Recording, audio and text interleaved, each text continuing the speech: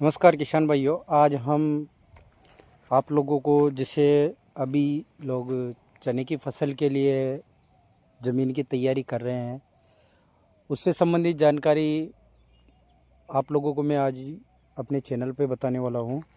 तो कई किसान भाई कई वर्षों से चने की खेती करते हुए आ रहे हैं, पर उनको चने की फसल के अंदर एक मुख्य समस्या जो विल्ट की समस्या आती है, उसका फसल की बुआई के बाद जब चना बुआई के बाद जब जर्मिनेशन हो के बाहर आता है, उस समय उनको काफ़ी समस्याओं का सामना करना पड़ता है। वो फफूंद जनित समस्या हो सकती है, वो इंसेक्ट संबंधित समस्या हो सकती है। और बेसिकली इस बार तो वैसे भी ज़्यादा देखने को मिल रहा है कि नमी की अधिकता की वजह से भी इन समस्याओं का सामना करना पड़ सकता है। तो सभी किसान भाइयों को मैं बताना चाहूँगा कि सबसे पहले तो आपको क्या करना है कि उच्च गुणवत्ता वाला चने की फसल का जो बीज होता है उसका चयन करना है।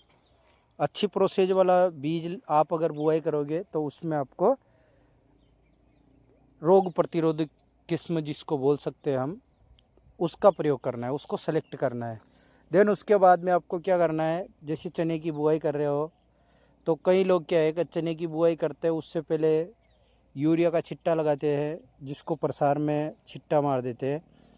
तो उसके बजाय आप क्या करना है आपको जैसे एसएसपी आता है, सिंगल सुपर फास्फेट, उसका प्रयोग लेना है। और उसके साथ में आपको फंगीसाइड पाउडर भी साथ में प्रयोग में लेना है। फंगीसाइड पाउडर में आपको क्या लेना है, आपको जैसे कॉपर ऑक्सीक्लोराइड ले लेना है। और उसके साथ में इंसेक्ट का कंट्रोल करने के लिए आपको इंसेक्टिसाइड का प्रयोग लेना है। इंसेक्टिसाइड में आप जैसे थाइमोथैक्सम 25% वाला उसी के साथ में मिला के डाल सकते हो, या फिर आपको पिप्रोनिल जो 0.3% आता है जीआर में फॉर्मुलेशन में, उसका प्रयोग ले सकते हो। या फिर आप उसकी जगह पे कार्टाप हाइड्रोक्लोराइड जो आता है उसका भी प्रयोग आप ले सकते हो, दानेदार कार्टाप आता है उसका प्रयोग ले सकते हो। इस प्रकार से आप इंसेक्टिसाइड और फंगीसाइड को कॉम्बिनेशन मिला के अपनी चने की फसल की बुआई कर सकते हो। एक चीज़ ध्यान रहे किसान भाइयों का, जैसे मान लो आप लोग चने की फसल की बुआई करोगे तो बीज का उपचार होना बहुत ही ज़रूरी है।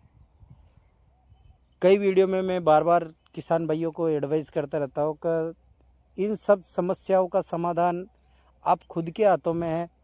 आपको क्या करना है, जब आपके खेत खाली हो जाए गर्मी के दिनों में, तब आप अपनी सोइल का टेस्टिंग करा लो, मिट्टी का परीक्षण करा लोगे तो मिट्टी के परीक्षण में आपको पता चल जाएगा कि आपकी ज़मीन के अंदर कौन से पोषक तत्वों की कमी है और कौन से पोषक तत्वों की अधिकता है।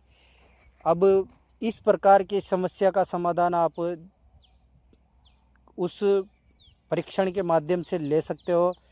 जैसे कि एक किसान ने, मैंने उनको एडवाइस किया था, तो उन्होंने मिट्टी का परीक्षण करवाया था। ये आपको दिखा रहा हूँ मैं, वीडियो के अंदर देखना, ये उनका रिपोर्ट है। इस रिपोर्ट के अंदर इन्होंने जब टेस्टिंग करवाया तो उसमें इनकी जो भूमि का पीएच मान जो होता है वो 6.5 से 7.5 के लगभग माना जाता है उच्च गुणवत्ता के लिए। तो इसका जो पीएच मान है वो 7.85 में आ रहा है।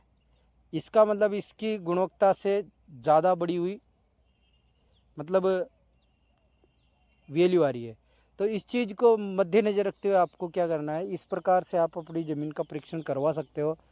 और बात कर रहे थे हम चने की फसल की संबंधित जानकारी के लिए, तो आपको बीज उपचार करना है। बीज उपचार आप कैसे कर सकते हो, जैसे आता है थाइफिनेट मिथाइल आता है, उसके साथ में थाइमोथैक्सम आता है और एक एजेस्ट्रोबिन आता है।